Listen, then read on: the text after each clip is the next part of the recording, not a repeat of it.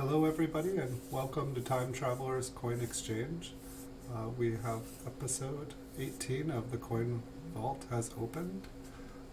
We will be looking through a box of coins I put away about 10 to 20 years ago while roll searching and looking through 5,000 count unsearched wheat penny bags.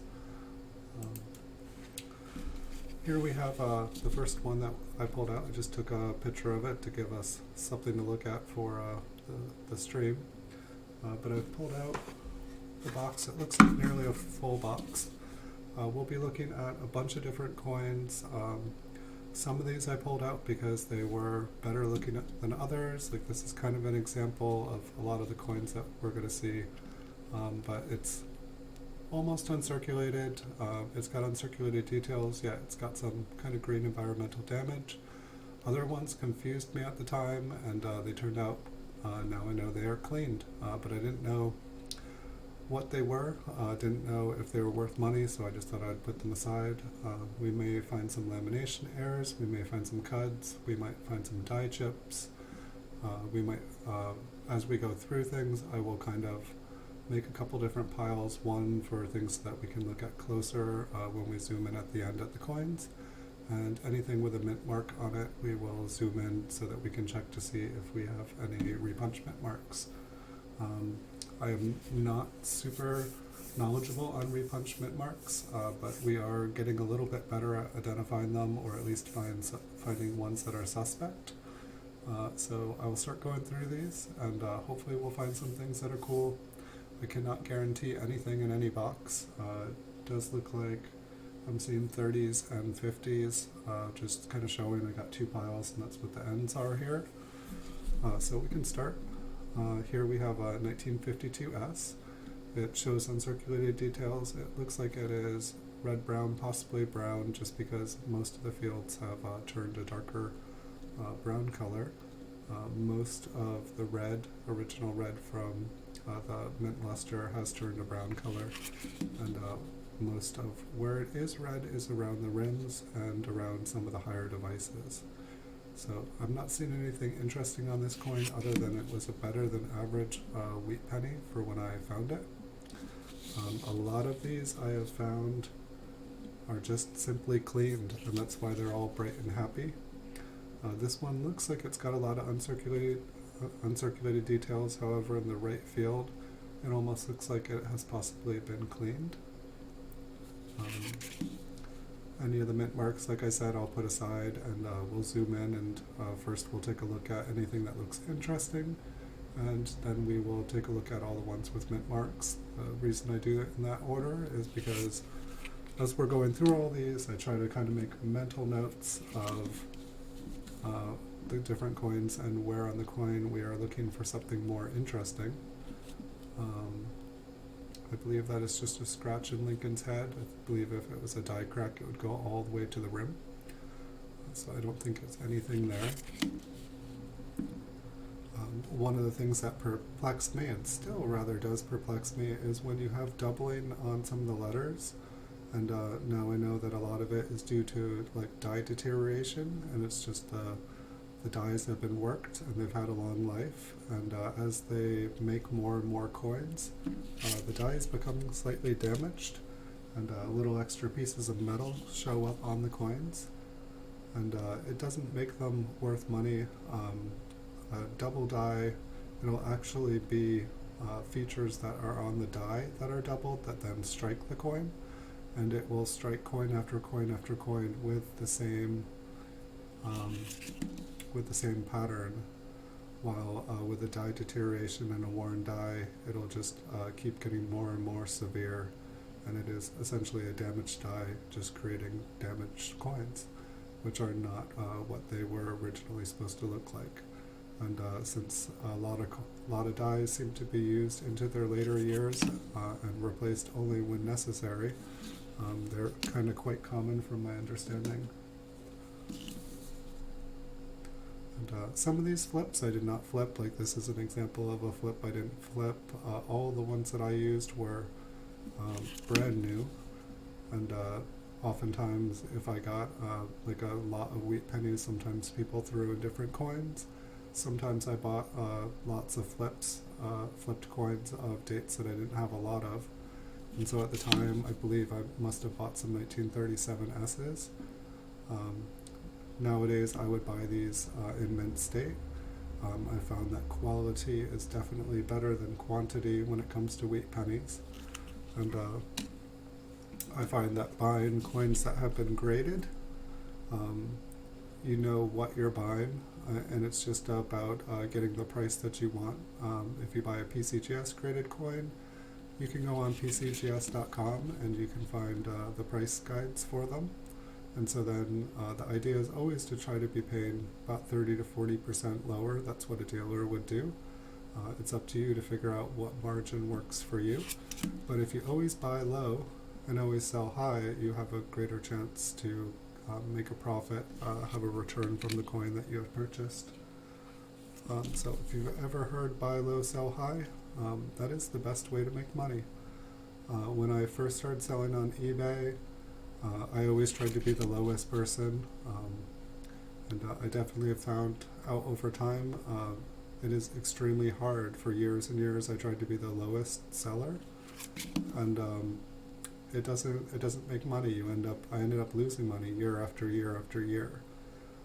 And so the market goes up and down, and it's best not to be the first one to sell. If you need money instantly, by all means, put yours lower than others. You'll probably be the first to sell. But if you're trying to make money and you have time, don't be the lowest. Don't be afraid. Like, I would recommend probably being about the third to fourth lowest. This coin here, it's probably been cleaned. It's wanting to appear bright and happy, but if you look kind of closely, which is hard to do with the flips here, you'll see that there are tons of little scrapes and scratches. And if you look at Lincoln on the higher devices, he's very worn. A coin that is this worn would not be showing traces of mint luster. It wouldn't have its original red kind of look.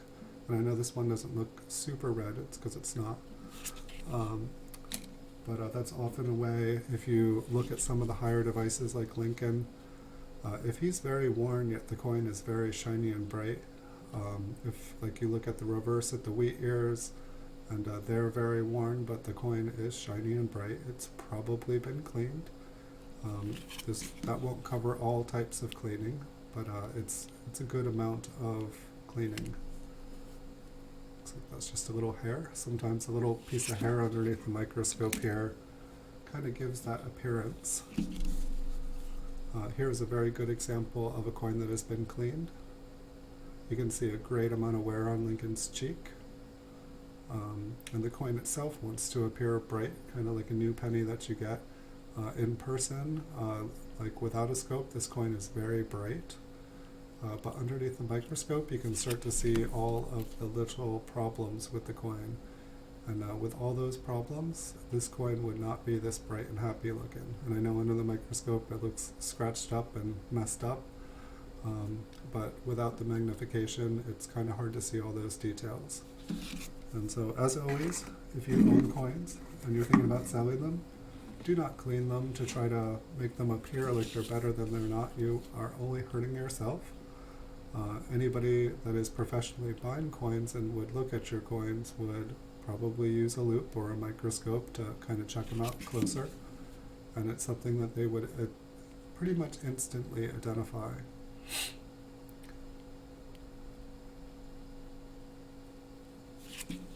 And I'm not seeing anything crazy on any of these yet. Like I said, if I see something, I will point something out. Pardon. I definitely seemed like I was having a cold yesterday and was pretty much done for the day, and somehow I miraculously came back, but I still have a little bit of something lingering. I'm about 95% better. Please do pardon me if I cough during here. I will try to keep it to a minimum. I know it goes right into my microphone and right into your ears, and hearing somebody cough is not the most pleasant. But fortunately, I'm feeling better. The coronavirus, it sounds like, has just hit my county, and so I was a little bit concerned right when I heard that. I started to feel ill. Not good timing, but hopefully everything there is going to be just fine. Sounds like everybody is in self-imposed quarantine, and hopefully there's someone watching to make sure they stay there. But thank you to the people that realized that they were sick and got tested and found out that they were in fact contagious. If only everybody did that when the flu came to town.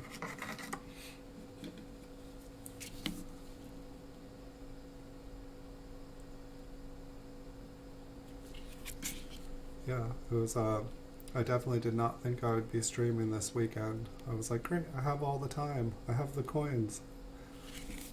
I will do lots of streaming, and then I started to not feel so good. And so I'm very glad to be here today. When you're not feeling so good, it is not easy to stream. Streaming seems like it's a lot of fun, but when you do get a cold and you try to stream, it's more difficult than you think, because half of it is being present and half of it is being able to talk and interact with people. And while it's pretty easy to just sit here and look at coins when you're feeling miserable, I feel like it's pretty evident to everybody else watching. Nobody enjoys watching people miserable, unless that's what the show is about, unless it's the miserable stream. Police sirens. What could it be? Will we hear ambulances next? Fire trucks? What is going on in the world? That E pluribus looks more like a D pluribus. It's kind of interesting. I'm guessing it looks like a nail maybe hit the E there. Just spot on strike. That D looks a little bit interesting. We'll definitely be taking a look at it. But pretty much all the mint-marked coins here, we'll be taking a closer look, just because I've been getting a little bit better at spotting RPMs. I can at least tell if there is kind of extra metal or evidence of a mint mark.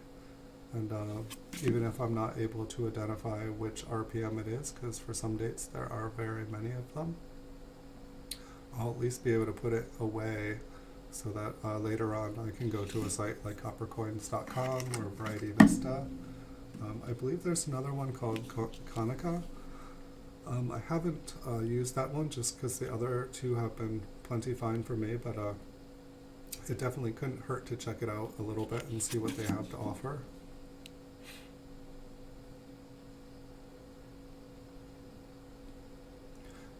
Earlier today we were able to go through a metal box of foreign coins that I'd collected through my 20s.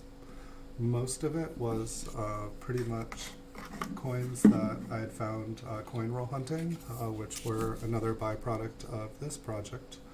And so with this project I put away all of the better, when I'd go through a roll, most of them would be very worn, brown, scratched, beat up, flattened, environmental damage. And so these are kind of the nicer wheat pennies that I found.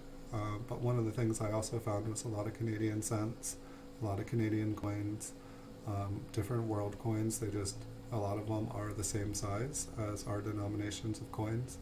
And so I ended up just putting those aside and putting them in a box, and I never went back and looked through them. And so that's what today was about. And it turned out some of the ones that I had been given as gifts and some of the ones that I'd collected on travels, they ended up in there as well. And so it was kind of fun to see some stuff. We found a couple, at least one silver coin. The one from the Philippines looked like it was silver. Found a couple old English or British coins. I'm trying to remember what it was. It wasn't a farthing. I'd almost have to go back and look. But one was from like 1920, and it was a very large coin, and it had lions and an Irish shield on it. It was very cool looking. And we did find some 1968 Canadian quarters and dimes, but somebody very helpfully added that the Canadian currency for those years, that there were silver ones, but there was also steel, and so they recommended checking them with a magnet. And all of them but one stuck to the magnet, which definitely proved they weren't silver. And then I realized that the area that I was trying to connect the last one to didn't have a magnet next to it.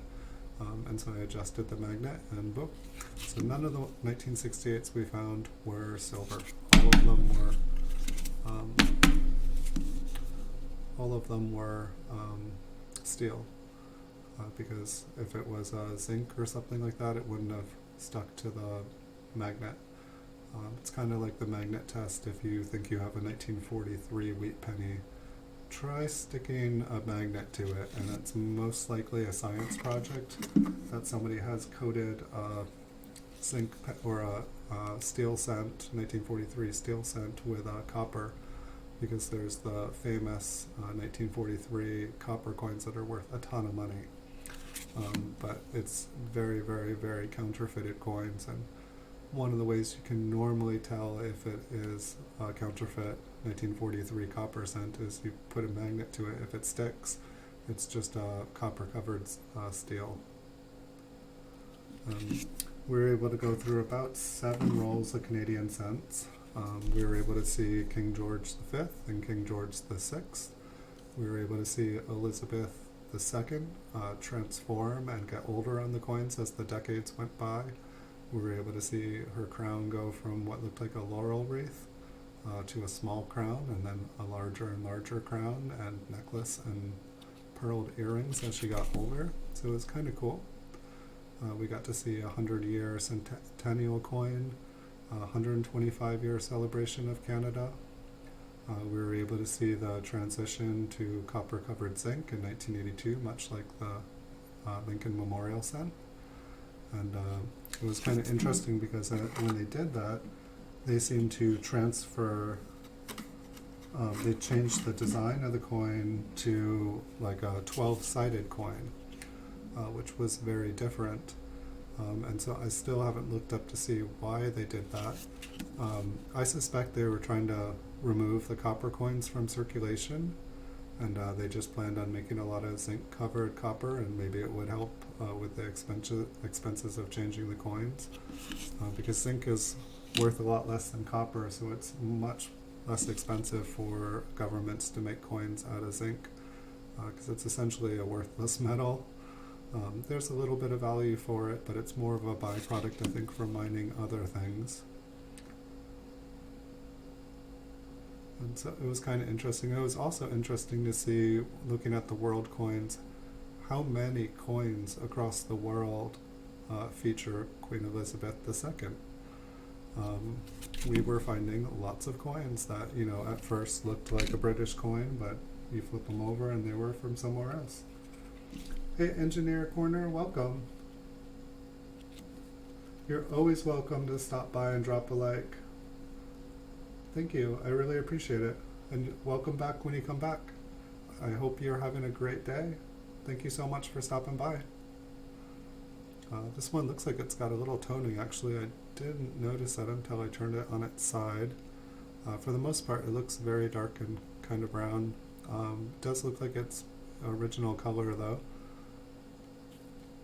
And so this is probably like, there's some wear on the cheek. It looks like there is some original mint luster, but the coin is turned brown. But with all the wear on it, I would say almost uncirculated AU would be the highest it could get. Almost looks like there's a little bit of environmental damage. So one person, it was interesting to see how many different coins had Queen Elizabeth II on them. And somebody in chat said that she's featured on over 35 different countries' coins. And that's just an amazing amount. It's kind of shows you kind of like how far British rule was in the world at one time. And so it just kind of interesting to think about how much the world has changed and how things are consistently changing. It's like the maps that I had and learned from when I was a kid are definitely not the same maps of the world. It's like you think you learn every country, and then all of a sudden you find out there's a new one. You're like, how come I've never heard of this country? And we also had a little refresher course in Roman numerals, because I was thinking we were looking at George IV, but then when we found in 1932 George V, I realized, wait, no. this has to be George the Sixth, because otherwise why would George the Fourth come after George the Fifth? So it's always good to get a little refresher on Roman numerals.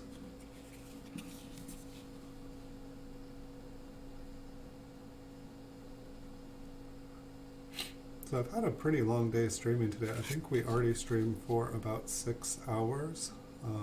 I streamed till about midnight and got to bed, and then for some reason I was just laying there much like the night before, and it was about 5 a.m. in the morning, and I was like, did this the night before. So I got up, got ready, and started streaming pretty much about an hour after I got up. And so we got a nice early start in the day. We're really going to try to do a bunch of shows for the next month. We've gotten to about 1,000 watch hours, but we still have about 3,000 watch hours to knock out. So that is the plan. People can't watch if we don't have a show, that's for sure. And so I won't always be streaming all the time, but just trying to make a presence for myself, and meet people, have good conversations, have fun. I'd be looking through these coins working on this project whether or not I was on YouTube, so it's a lot more fun when there are people here. And it's been really awesome because almost every show one of you guys teaches me something new about the coins I'm trying to learn about, and so that's been really wonderful, and I very much appreciate it. And I very much appreciate everyone that's watched, dropped likes. Thank you, Engineer Corner. I definitely appreciate it, guys. It's definitely a lot more fun. And normally I'd be doing about an hour to 2 hours of shows a day, and then I'd be out there watching your guys' videos. I've definitely found that everybody does something different, and I really enjoy seeing what's out there, and it's really a great format to like kind of learn and exchange information. And I'm very hungry to learn more. And so if you guys have channels, if you guys are watching this, send me a comment, let me know about your channel. I'd be happy to come watch your videos. I really enjoy it. Even if it's not about coins, there's so much in this world to learn, and with things always changing, there is always something new to learn about.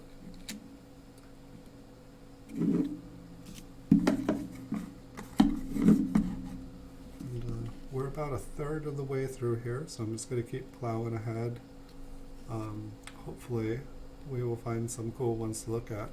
I haven't really seen anything that just jumped out at me. I haven't seen any die chips. I haven't seen any cuts. Haven't seen any lamination errors.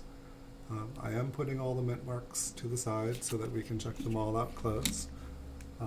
I've definitely found that a lot of coins just kind of seem iffy, or there's like a little bit of debris.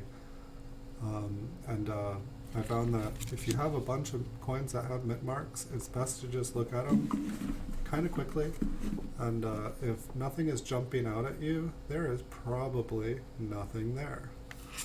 Most of the RPMs that seem like they're worth money, if you can't see them with the naked eye, or they don't just pop out under magnification, they're probably not there.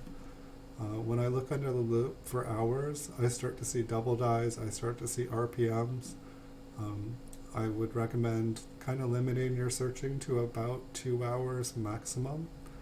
After that, and I think that I've hit the holy grail, and I'm just finding coin after coin after coin after coin, and then the next day I look at them and I'm like, what was I thinking?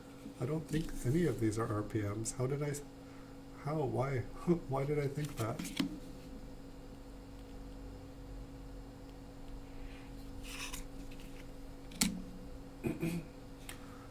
Definitely the clean coins were the most confusing thing to me.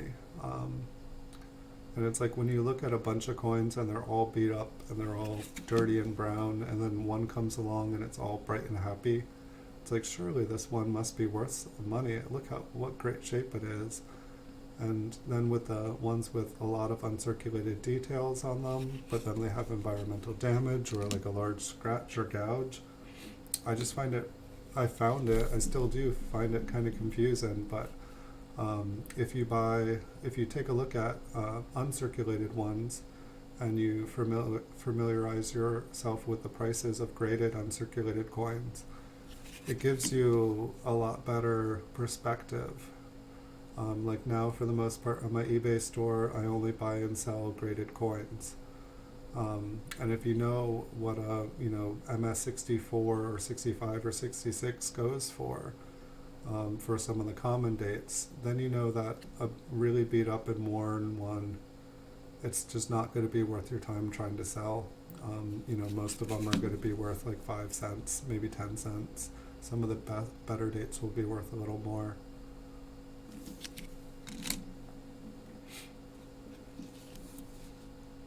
And the nice thing about coins that have been graded is, like if it's been graded by PCGS, you're able to go to their website. It looks like the Y has a scratch in it. It almost looks doubled, but it looks like the scratch just kind of like goes right around it. You can go to like PCGS.com if you buy graded coins, and you can check out the population, see how many of them. You can check out the price guides, and it gives you a lot better idea of what you're looking at and how much they're worth. This one is 1945p. It looks like it's turned pretty much brown. There are some scratches on it, a little bit of sign of wear, so it's probably, even though it's not red, coins can turn brown and they can still be in mint state. It's when they start to get wear on the higher devices, usually the higher devices, or just some sort of damage. That's when they kind of go down to almost uncirculated AU condition. And sometimes you can have one that's really nice, but it's got a lot of damage on it. It's really scratched up, and it just kind of kills the value on the coin. Once a coin has been damaged, they are worth significantly less money. On a lot of coins, like say if you had a really, really messed up 1956D that otherwise looked perfect, it's really lost its value as far as a numismatic coin. And so it can be a little bit confusing. It can be confusing for the novice. It can be confusing even for people that have been buying and selling coins for a long time. There's a lot of things to look at on a coin. I recommend looking at it from different angles, looking at it with a light. I recommend using a loupe if you have a loupe, but don't go in too much with the loupe, because the problems themselves will start to look way bigger than they actually are. This one here looks like it's possibly been cleaned. It also kind of looks like it has a wood grain. That might be a byproduct of being cleaned. We can check out the reverse. Oftentimes I find cleaned coins are just cleaned on one side. Sometimes both. You can see all of the kind of area around 1 cent, how it's all lighter than the rest. That kind of shows evidence that somebody kind of cleaned the fields in this coin. Not necessarily a good sign.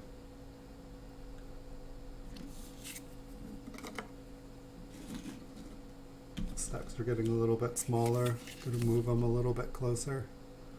This one as well looks like it's probably been cleaned. It's wanting to have a brighter in person. It's got some reflectivity to it, but it's like even in like the fields here, you can just see just like very improper cleaning. If you really know what you're doing and you're a professional, there are ways to clean coins very, very carefully. But if you don't know anything about coins, let alone how to clean, I just don't recommend that anybody clean their coins. It really damages and destroys them. I'd say 99.9% of people could not do it correctly. I mean, anybody could learn how with the right advice, but just don't do it. There's special chemicals you have to use. There's special techniques you have to use. And for the most part, by the time a coin is needing cleaning, it is probably not worth it. Chances are you will kill whatever value there was in the coin by doing so. It would be much better to bring it to someone to sell it to in the condition it is. And if they think the coin is savable, they'll still be interested in the coin. But if you kill the coin, they're going to say, sorry, you shouldn't have cleaned it. And they'll be right.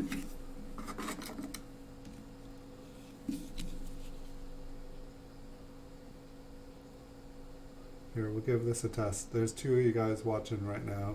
In the last stream, anytime I said the word CIA, FBI, or terrorism, all of a sudden I had another watcher. So there we go. I said the words. We've got two watchers. We'll see if we can get a third. Maybe it was just a coincidence, but if it works again here, it's definitely a little trick how you can get more watch hours, get the government to watch you.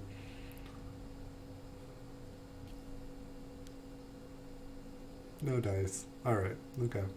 Get rid of that conspiracy theory. Get a bunch of people on the internet saying catchwords to get. It was funny too, after I did it, there was probably like 9-10 people in chat. Everybody became silent. And I was like, great, I've been quarantined. I'm now in a YouTube sandbox. And I think they were playing with me because about 5 minutes later, everybody started laughing.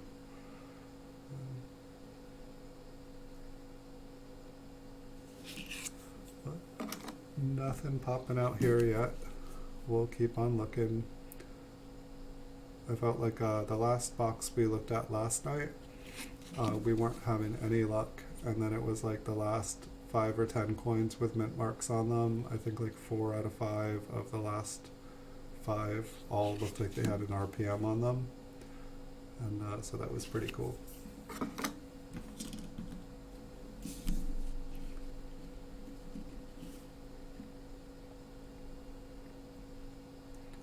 This one looks like it's got some environmental damage, a little bit of wear to the chin. The rest of the coin, the fields, they look kind of like a brown mint state. But because of the wear, the coin is not going to be mint state. It looks like there's a scratch on the wheat ear on the right and some environmental damage on the wheat ear on the left. In some of these coins, it's still, is this still gradable? I don't know. I feel like it probably, you know, when you have a coin with damage on it, like a coin can only have so much damage on it before it's just, until there's like a billion other coins like it that are in way better condition. It's like the reverse here looks like it's in pretty good condition. It looks like the fields are original. Looks like there's a little environmental damage on the Y and the 9, little wear on it, Lincoln. I'd say this is probably an AU coin.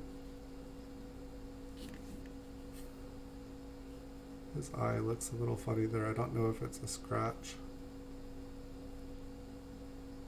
Kind of looks like there's a little hair underneath the flip or a scratch on the flip itself. There we go.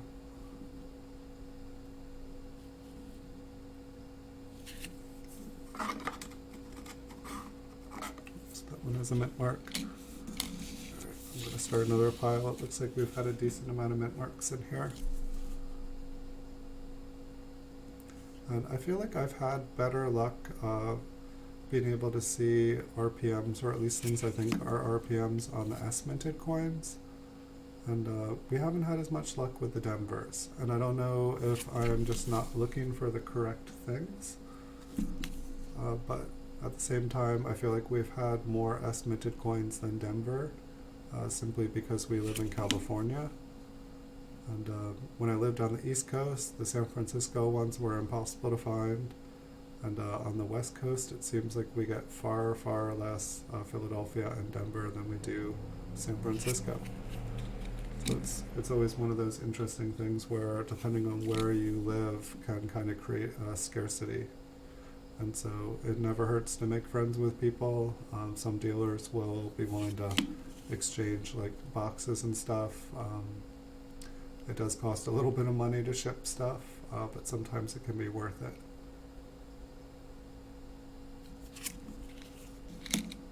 And it's always good to know the people if you're sending stuff back and forth, because not everybody will send you something if you send them something.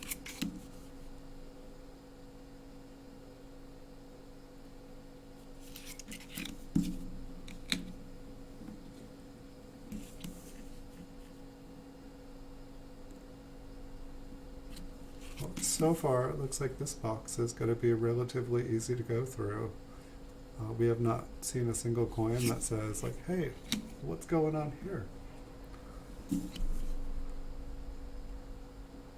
it was funny, when I was putting away the metal box that we went through of the foreign coins, I just stumbled upon like an entire another wall of boxed coins. So the vault has opened. I think it's probably gonna be like 1,000 episodes or something. And so if you guys miss an episode, don't worry, there's gonna be more, and you can always go back and watch them later.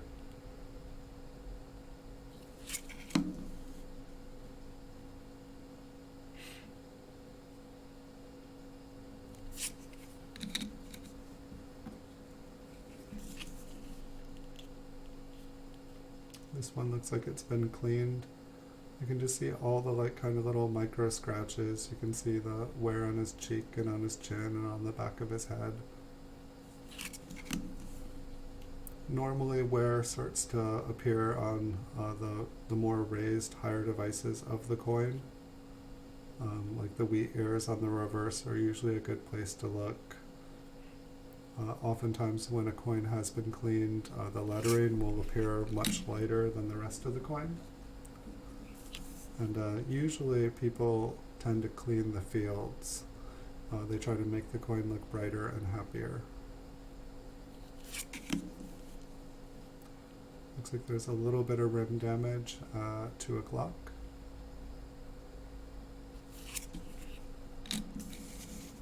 In the last show I had to stop for a few minutes and bid on some eBay auctions, but I think we're going to be able to get through this box before I've got to bid on some more stuff. It's always, with these longer streams, it's like I kind of have to be aware of the time, because I don't get to choose when people have their auctions end, and you can't just buy it now on an auction. Sometimes you can if they put up the option, but most people don't.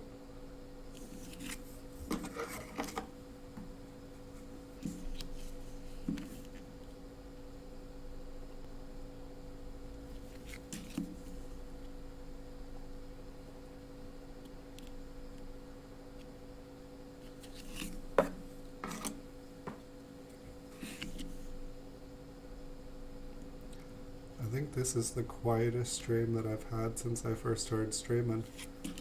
It's also the 3rd stream I've done today, so maybe people needed a break from watching coins. Me, never. I could watch all day long. Usually when I'm not streaming, I am watching, because usually I can only stream during certain times. And today I just happen to have the entire day to stream, and so I kind of, if I can stream, I stream, and then I watch.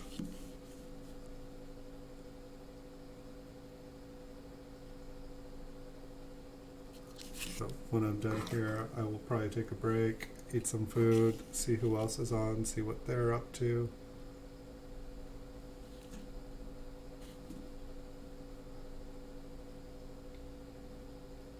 I think we're going to check out the T on that one. It kind of looks like it's missing part of the T, which is probably not an error, it's probably just damage. Like you can kind of see damage up above the M on the other side there. But we haven't found anything else to look at, so we might as well.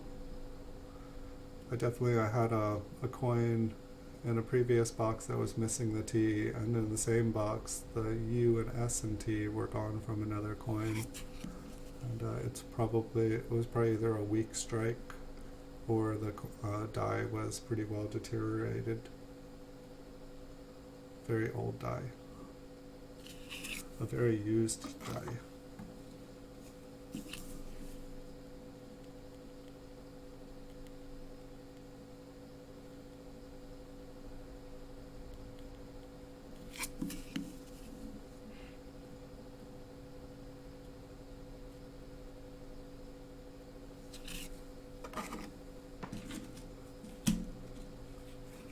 Sometimes we get an awesome box, sometimes we don't. These were all just kind of put away randomly, and there must have been a little order, because I definitely seem to get large batches. Like an example, we're looking at a lot of 1958 Ps here, And so what I think it was is when I wasn't going through 5,000 count bags, I also bought solid date rolls or just rolls in general. And so then I would pick out the nicer coins and then combine partial solid date rolls together, and then I would divide up all the dates and mints from all the different coins that I was going through and add them to the rolls. And it was kind of a way of inventorying things. A lot of dealers will buy solid date rolls or collectors, and then it's a way that they can put together a bunch of sets together or just keep them the way they are.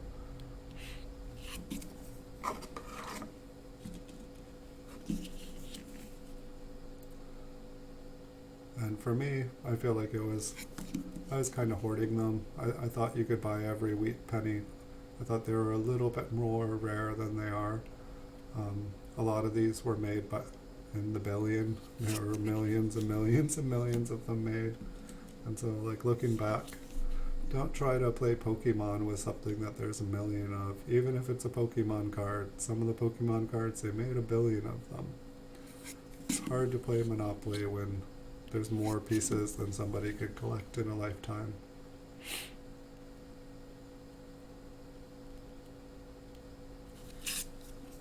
You can try though. I just don't recommend it. There's a reason some things are rare, and the sooner you figure it out, the better. Like, you can look at things, you can look at like mint statistics to find out what years are rarer than others. They oftentimes create the key dates in different collections and different series. And so coins with lower populations that are made, oftentimes it translates to being rarer or harder to find.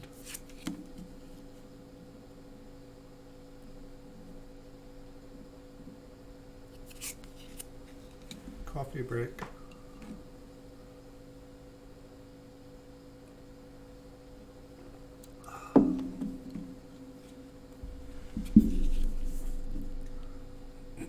So this one looks like it's been cleaned. At first glance, it's all bright and happy. Second glance, there are lots of scratches and wear on it. So the sooner you learn how to spot a coin that has been cleaned, the better odds that you're going to be able to have returns on a coin. Because if you buy a coin thinking it's mint state and it's been cleaned, it's not going to be very happy. You're probably, unless you buy it at a cleaned price, it's going to be very, very hard to sell. Like, this has definitely been cleaned. Very, very cleaned. And it's funny because it really does kind of make it look like it has original mint surface.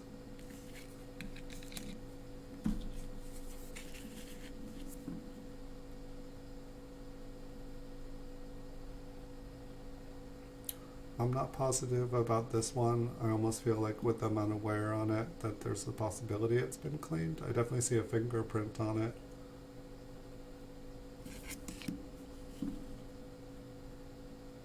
It's like the details look like they're still pretty much there. It could just be some environmental damage and some circulation, but it's just kind of got an odd look to it.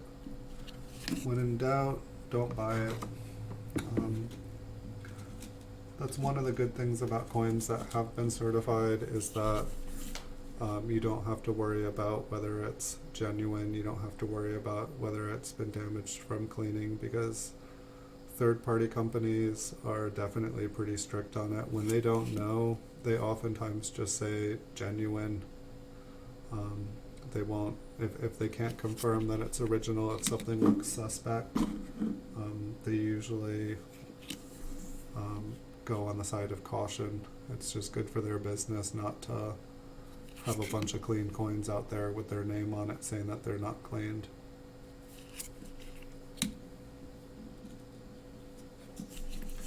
So we are on our last stack here, and then we can zoom in, and we've got one coin to look at closer, and then we'll take a look and see if we can find any repunchment marks. This coin looks like it might have been like a metal detecting fine. It's pretty porous and pitted. It looks like it's probably been cleaned up. And the more worn a coin is, like, it's definitely harder to find like a repunchment mark on them, just because the date, when the date gets all scratched and when there's a bunch of debris in there and it's worn, it's really hard to see the details. And so coins that have a lot of wear on them will probably cover a lot quicker than ones that don't.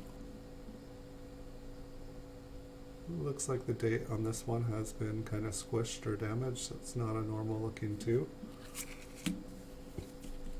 Excuse me.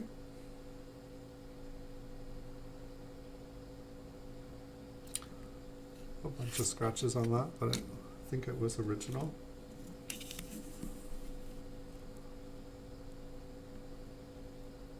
Interesting looking mint mark there. It looks like it's got some stuff in it. It might just be crud. It looks like most of this coin is brown. However, there's some wear on his cheek and chin. They seem to be some of the first places to kind of get wear. So while it has uncirculated details, I would say it's probably almost uncirculated because it does have some wear. It is no longer mint state. And as you can see on the reverse here, there's also some environmental damage. Not super good for getting a grade. Here we've got multiple environmental damage. And the green and the black and stuff, it's just most of the time it's a natural process of when copper and oxygen interact. They don't make good bedfellows for sure. They seem to have a pretty strong reaction to each other, and unfortunately not a good one.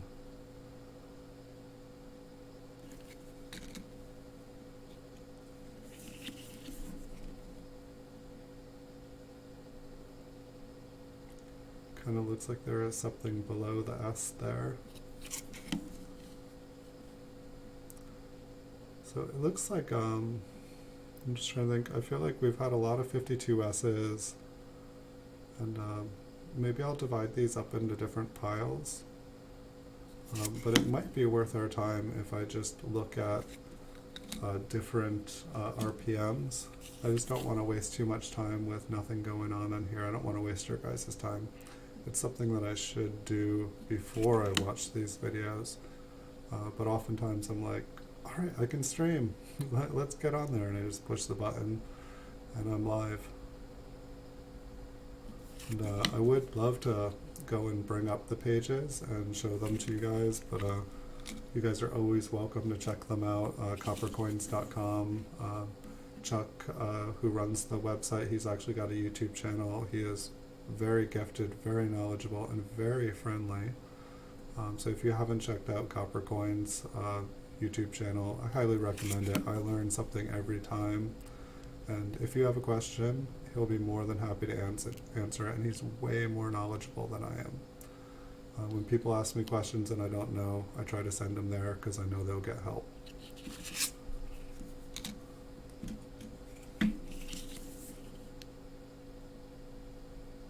And the other website that's really useful, and it's interesting because for like repunch, mint marks, and double dies, there's not one website that has all the answers. There's like a couple different people all working independently, and different websites will list them as different things, and some have one and some have another.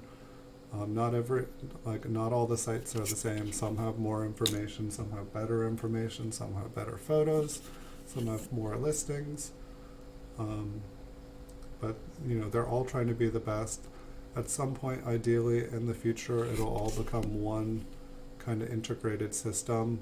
I mean, that would really be best for the hobby, but I know that when people have spent a good portion of their life writing books and putting together websites like this, it's kind of hard to like give that all up. But I think everybody for the most part is trying to work as a team because they love coins and they love coin collecting and they want to help others and take the hobby further. And so we can all be thankful that there are people out there who are spending time spreading knowledge and really taking a good chunk of their life to make things more enjoyable and fun for the rest of us.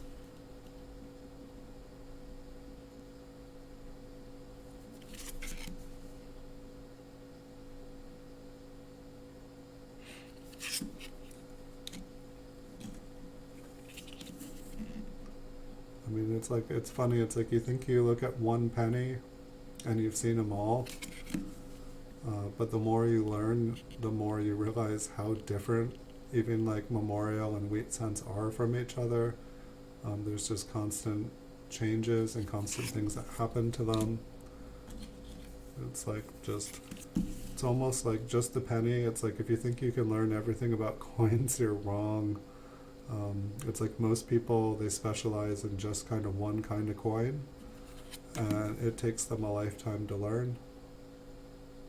You know, like if you're smart and you listen, you can definitely pick up a lot of knowledge from people, and you can save yourself a lot of trouble. Like most of these coins here that we're looking at tonight should never have been flipped, should never have been saved or hoarded. They should have just been passed on. But at the same time, by saving them, we now have the chance to go through them and learn more, and hopefully I can help some other people kind of skip some expensive learning curves. So that was the last one there.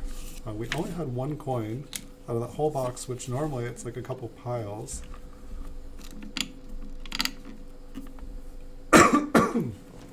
Sorry. I think I'm going to have to turn on the other light, and I'm going to have to get this focused, and I'm going to have to get it in a way that it does not blind you all. We'll see if we can get focused in here.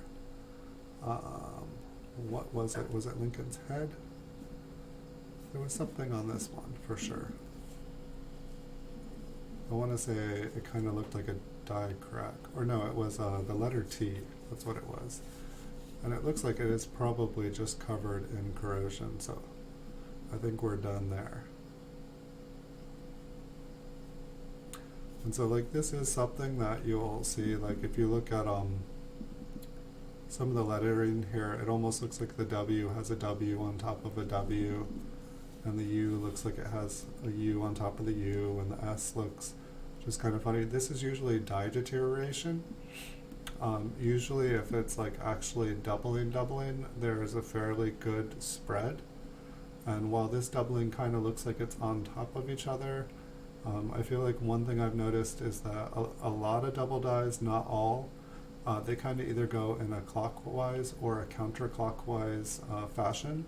So instead of them kind of being on top of each other here, they would be appearing, the U, like U for example, instead of it being on top, it would be more to the side. It would either be to the right or to the left, and everything would kind of follow that same pattern.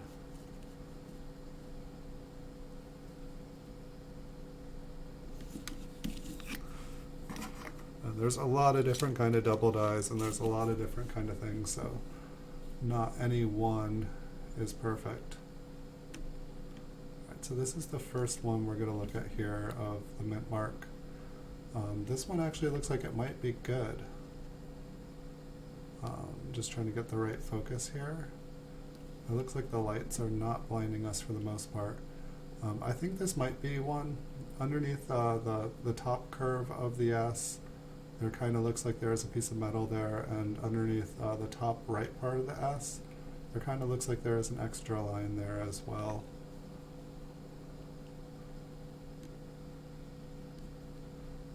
And so, I mean, that's, if you can't see something immediately, like what looks like another piece of metal right there, it's probably not one. If you have to look and look and look, probably if we turn it a little bit, we'll be able to see kind of another piece of metal on the bottom part. And hopefully we won't lose the top. With some stuff, if you turn the coin and you turn the coin, it will eventually disappear if it's not something. This one, it looks kind of like there is some crud inside.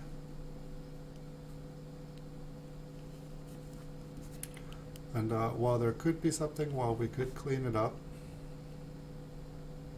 while it does actually kind of look like there is another piece of metal there, we're not getting a very clear view.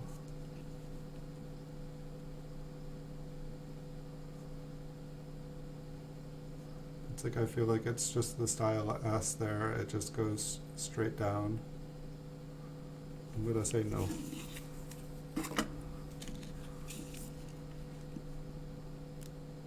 Here we have a crazy amount of environmental damage. I'm not cleaning it up. We got plenty more to look at.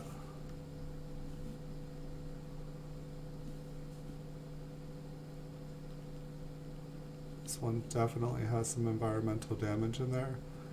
However, it does kind of look like there's something there.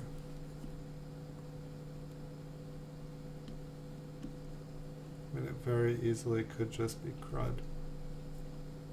And no, on the bottom of the S, it kind of looks like there is a little shelf. But RPM, it definitely should be raised. If it just looks like a shadow around it, it's not a good sign. It's probably just, with higher grade coins, they get kind of reflective. I would say the most interesting part of this one is kind of the mid, kind of southeastern part of it. It looks like there's something there, and on the inside there kind of looks like there is a hump of metal right below the top curve. I can't really see anything in the top kind of inner area there, but there does look like there's some junk on top of there. So I'm going to put it in a maybe pile. I mean, really, we don't want to we want to be able to look at something and say yes or no. Like, I can't see anything here, I say no. It's like, usually with an RPM, if you can't see something, period, when you first look at it, there is probably nothing there. Sometimes I find myself just like kind of turning it and turning it. Like at first I wanted to say I saw something, and I feel like I do kind of see something underneath the top part of it. It could just be crud in there. I did put away, I did look at these coins with a loop before I put them away, before I flipped a bunch of them. So if you guys have just a bunch of random wheat pennies, chances are you would not be finding as many as I did, because most of these were already maybes, or I couldn't tell. The bottom serif, I can't tell if that is junk, but it kind of looks like the bottom serif, the tail of the S, it kind of looks like it's split. On the inside, on the first curve, it looks like there's some extra metal, and underneath the top part of the serif, it looks like there's something there, but I can't really verify because it kind of looks like there's some junk in there as well. But I think that one might be one. I want to see some ones that we just say yes, yes, yes. That is like the biggest S I've ever seen. There definitely looks like there's something odd going on right below the top and the inside. There also looks like there is almost like a hunk of metal in the bottom part of the S. And I really don't know what that's about, but it looks very interesting. The whole date looks interesting. It looks very flattened, and so I don't know if this coin has been damaged as well, but I find it interesting. We'll find plenty of coins that do not look interesting, and it's better to put the ones that do in a maybe pile, and then you can go and check them out. The mid kind of first curve going up, it looks like there is a line there. On the bottom, there almost looks like there's a little tail of another S sticking out below. And it almost looks like there is a little split in the serif on the top. Looks like the 9 there has some machine doubling. So I'm going to put that in a maybe pile. And I'm not saying that these are definitely, it's just saying they're candidates. And I haven't confirmed a 1952 S yet, so it'll be fun to kind of go and look and compare them after I'm done here. And at some point, I can do another video where I divide up all of the candidates, and I do some research, and we can look at them, and I can kind of share what I found, and hopefully be able to give detailed information of why they are what they are. And I'm not really seeing anything. Like the tail of the serif looks like it's got damage. The mid first curve looks like it's got damage. I almost want to say there's something in there at the top, but I definitely see crud in the midsection. I see crud all around the date, so we're going to say no. When I did find ones that were 100%, like this one, like in the middle on the bottom, there is definitely some metal there. I can't tell you what it is at the moment, but there is definitely an extra piece of metal there. If you look in the top part, you can see kind of a line going there. There's definitely metal at the top there as well. It's just kind of interesting because this one doesn't really kind of look like an S over S. I don't know what the options are for this date, but we're definitely finding some interesting ones. Most of the RPMs that we found were 1954 S's. When we got into some of the earlier dates, most of the coins were pretty worn out. And so the newer coins are going to have less damage on them most of the time. You can find high example of older ones. And it's like this one, there kind of looks like there's something on the bottom, and there kind of looks like there's a split in the middle. But it's very, very, very hard to see.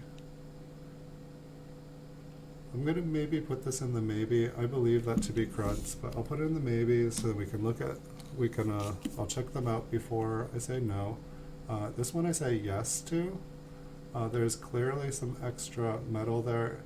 It's always possible sometimes a coin gets struck and a piece of it gets flattened or pushed down.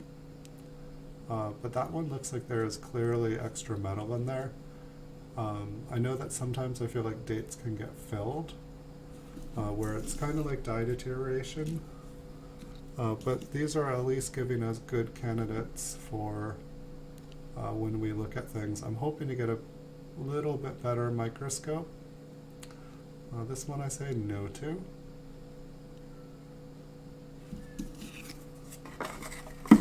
Because I've seen other people who do this. I've seen their microscope can pretty much just go in on the date and all you're looking at is the date.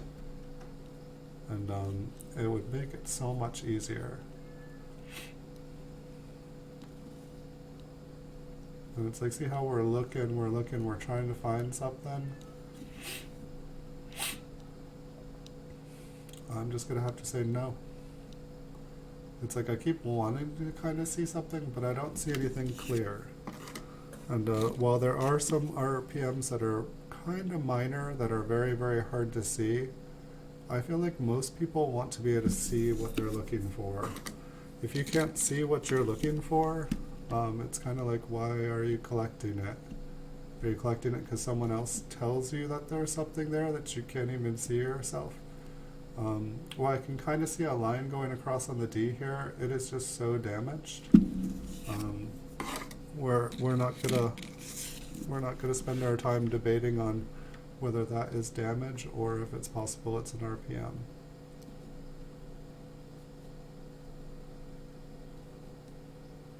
Same kind of thing with this one. It looks like it's been cleaned. The date is highly polished. Probably some of around the coin is actually been dug down a little bit from the cleaning. It's removed some of it, so if some of that's left behind. This coin has been heavily cleaned. Look how thick that S is. But really, we can't even tell what is genuine there and what is not. And we've got plenty of coins that we can. I'd rather find a coin that is very, very clear that we can say yes to.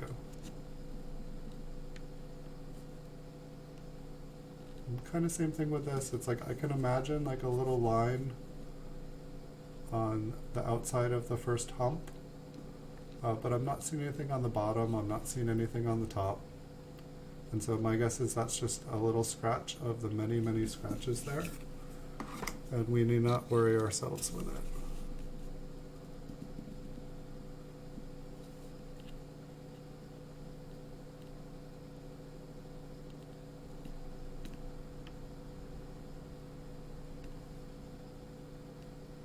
I say no.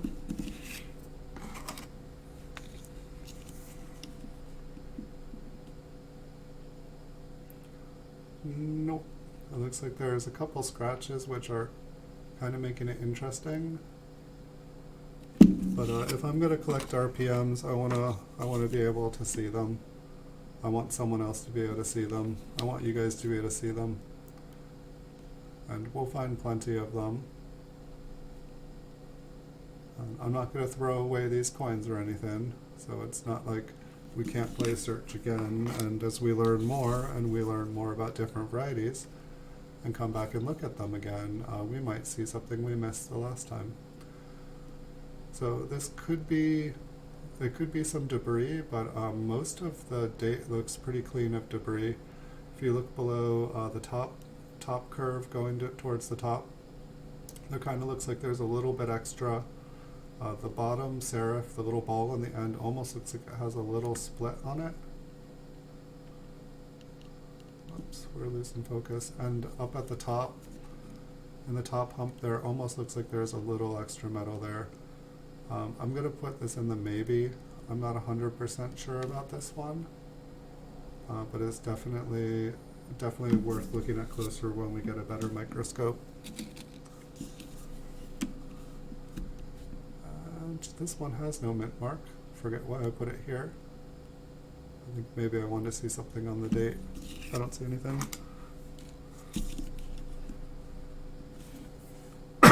Excuse me, coffee time.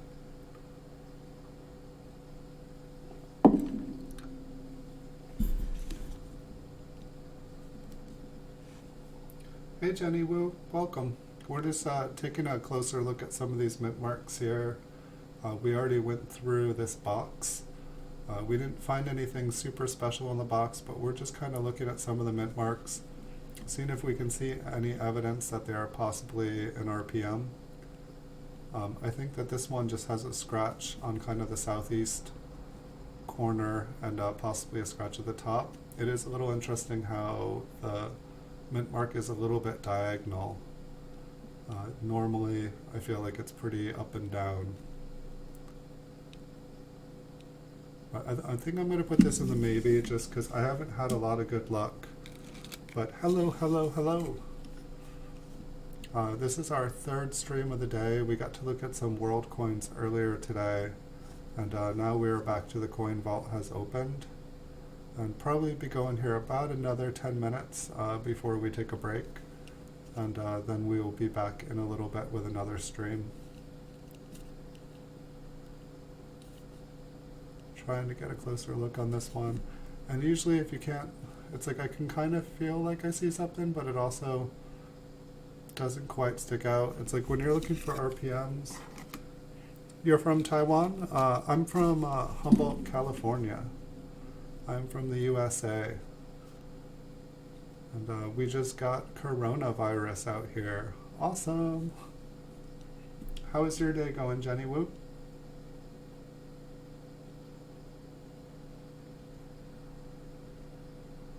And this one looks like the mint mark has kind of been struck. It's a little flattened, and I think it's given it the appearance of something extra.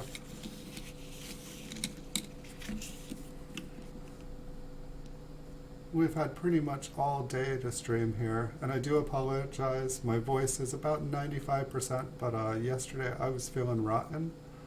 But fortunately today I woke up and I'm feeling 95% better, and I am just happy because I have a lot of time to stream today. You're doing okay? What time is it in Taiwan right now?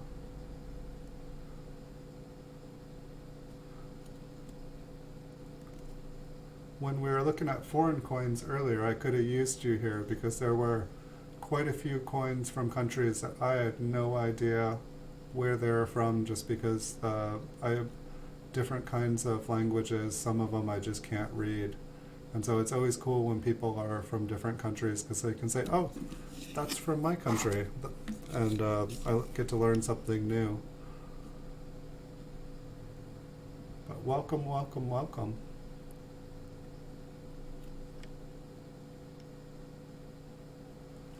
We were just going on a stream fast lately, 904. Is it February 23rd there?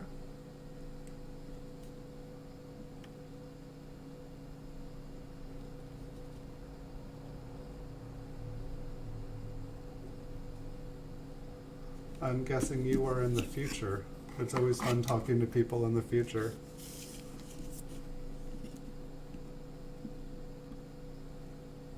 This one looks very interesting. If you look at the bottom, it kind of looks like there is a D underneath the D, and that might be a scratch. But I'd say this one looks like a strong candidate. We'll have to check out 1956 D repunchment marks.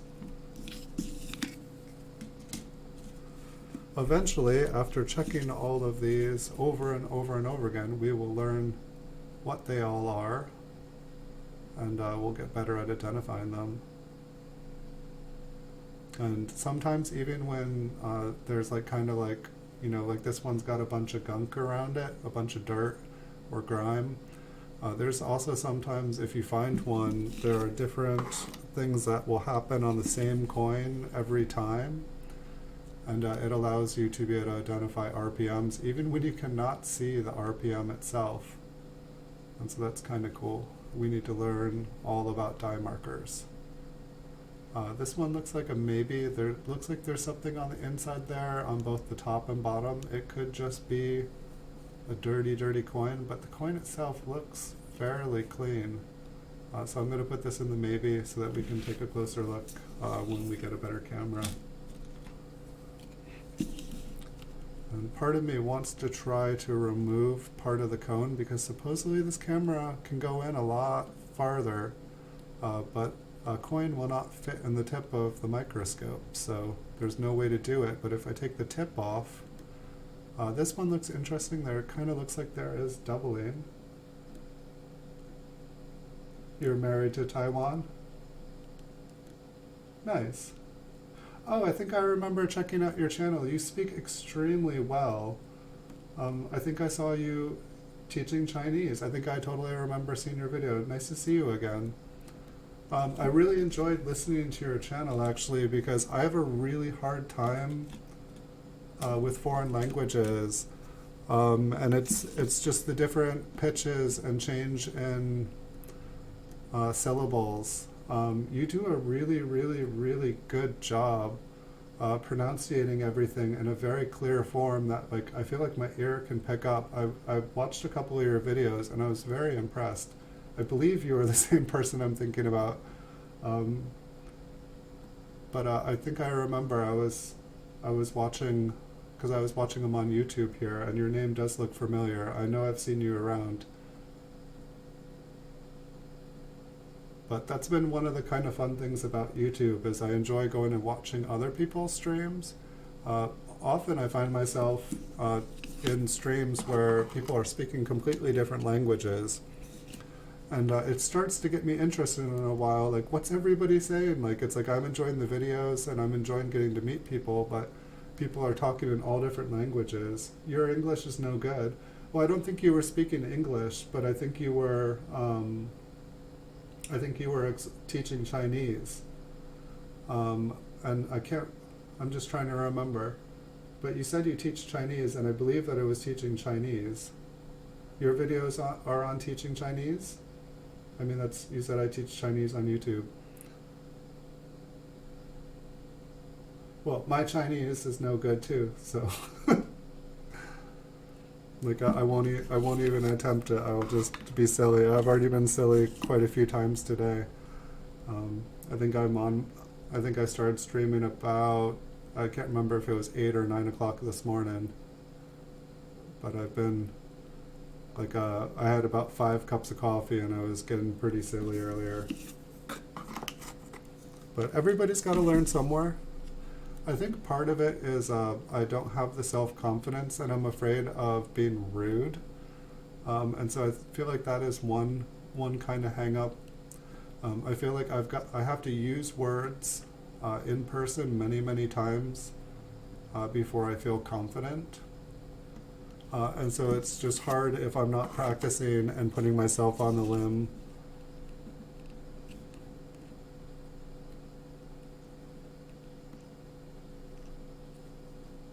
That one kind of looks interesting, but it's like there almost looks like there's cleaning around the lettering, and so it's like I almost want to imagine. I feel like if that stuff is the same inside the coin, I want to see a little serif, split serif underneath the top. But it also looks like the lines are going in the same direction. I think I'm going to skip this one.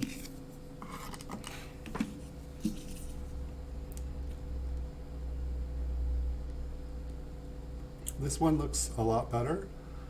If you look at the top part of the S, right underneath, there looks like there is a little kind of raised piece of metal that goes the same direction. And then on the bottom of the mid part, there looks like there's a little bit of metal coming down. So I would say that this one is a strong candidate. I think underneath the environmental on the tail of the S on the bottom, I believe we would be seeing another piece, but it's just being covered up there.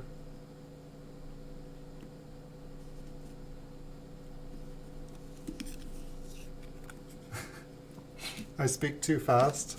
That's because I've drank a lot of coffee. I do apologize. I think I'm on my 7th cup now. This one looks like a very good candidate as well. If you look at the top part of the S, there looks like there is a little piece of metal running parallel to the top of the serif. Below the middle, there looks like there's a little piece of metal hanging down as well. And there kind of looks like there's a notch on the rounded ball on the bottom. I'm very sorry if I speak too fast. I'll sound like I'm being dumb if I try to slow down. This one looks kind of interesting.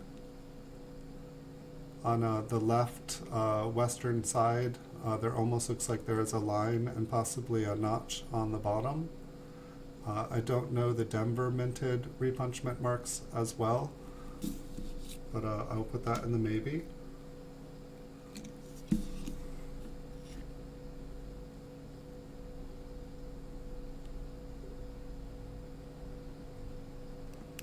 How do you like teaching Chinese on YouTube? How long have you been doing it?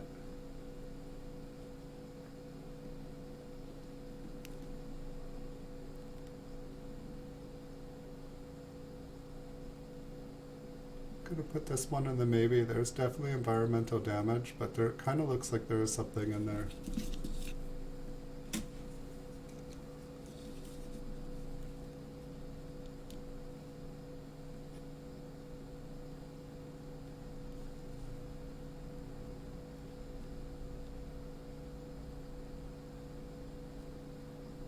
Some nice little scratches here. One of the things that I really liked is I realized that with Google, you can translate text in chat rooms, and you can, translate stuff from one language to the next pretty fast. And I know it's not perfect, and probably if you go back and forth, translating it back and forth, it probably becomes farther and farther and farther from what it was supposed to be, but it is nice because you can get kind of the general idea of what people are saying, and if you kind of like break things down into small questions or small thoughts, it seems to convey better. No, I really do not know. I'm trying to think of even what I do know, and I probably wouldn't even be pronouncing it correctly. But really, I can say I know nothing, except for I don't know how to say that in Chinese. The music you requested is available with Amazon Music Unlimited, which lets you play over 50 million songs. First, please go to Settings in your Alexa app and update one-click preference under voice purchasing. When you're done, ask me to sign up for Amazon Music Unlimited. Sorry, I Don't Know How to Love Him by Yvonne Elliman is not available for streaming. Here's a station for you based on I Don't Know How Alexa, to Love Him. no. Because she's going to get me like, Sorry, no. I Don't Know How to Love Him by Yvonne Elliman is not available for streaming. She's going to get me Here's in a trouble. station for you based on I No, Don't Alexa, Know How turn to Love. off. She's gone rogue. I did not say any activation word. Every day when I stream, something I say activates it. And they're not wake words, which means she's waking and listening to so much. Alexa, how do you say hello in Chinese? Hello in Chinese is 你好. Alexa, how do you say hello in Chinese? Hello in Chinese is 你好. See, I can't even do it. I can say me, and then I can tell that I want to say mi hao, but I can tell that it changes towards the end, like mi hao. Me. Alexa, say Chinese, or say, Alexa, say hello in Chinese. I pronounce that Chinese, but I'm always working on how I say things and I might not have it right. I feel the same way, Alexa. See, I made you laugh. Alexa, how do you say... I'm not sure. Alexa, how do you say Alexa in Chinese? Alexa in Chinese is 阿列克萨. Alikasa. Alisaka. Alisaka. Doesn't activate. Alexa, what is your wake word in Chinese? Your wake word in Chinese is 你的唤醒字. 你的唤醒哈.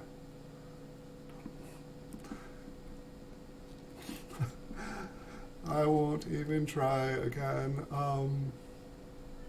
Alexa, how do you say thank you for joining me in Chinese? Thank you for joining me in Chinese is 感谢您加入我的行列. I can go about 2 syllables. I'm a very slow learner.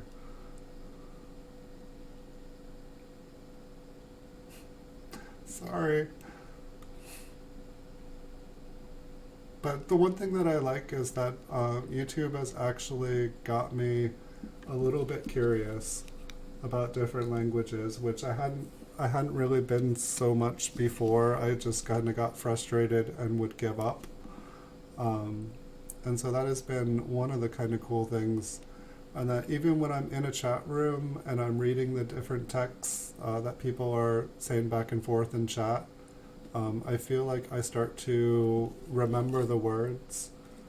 And then when I'm hearing the words, when the host is talking, saying them sometimes, they're starting to kind of slowly, it's like kind of like you keep hearing the stuff long enough and they start to, your brain starts to, it kind of trains your ear a little bit. While when I hear things that I don't normally hear pronounced, like you kind of like saw like my reaction, you know, to some of the things I asked, and it kind of overwhelmed.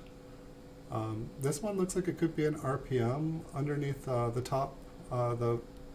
There just looks like there is a little loop below the middle part, and up at the top there looks like there is also a little piece of metal. On the bottom northeast side, it looks like there's a little extra piece of metal. That one could be a scratch, but I'd say this one is a good candidate.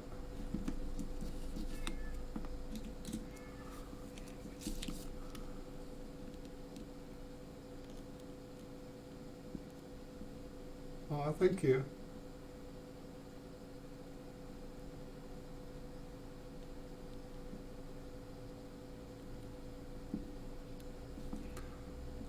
See, I'm feeling a little bit, just a little bit shy, just a little bit embarrassed from trying.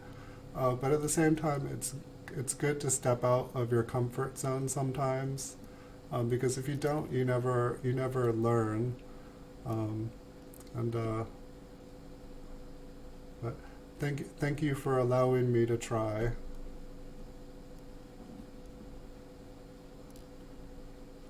This one is just confusing me here. I turn it and it's like maybe, no, maybe. I think we will say no and skip that one.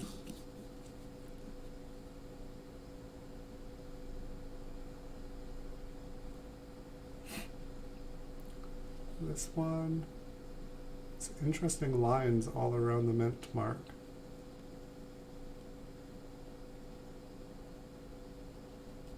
It looks like there's quite a bit of damage on the mint mark and it's making it hard to see.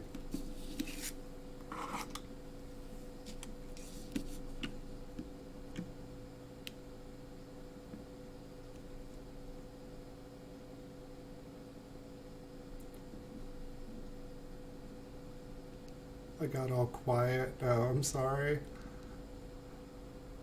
And we've only got a couple more coins here in this box, and I'll probably take a break after that and end the stream. But I will be back with another stream, and I'll probably start in about 20 minutes after I end. I've just found that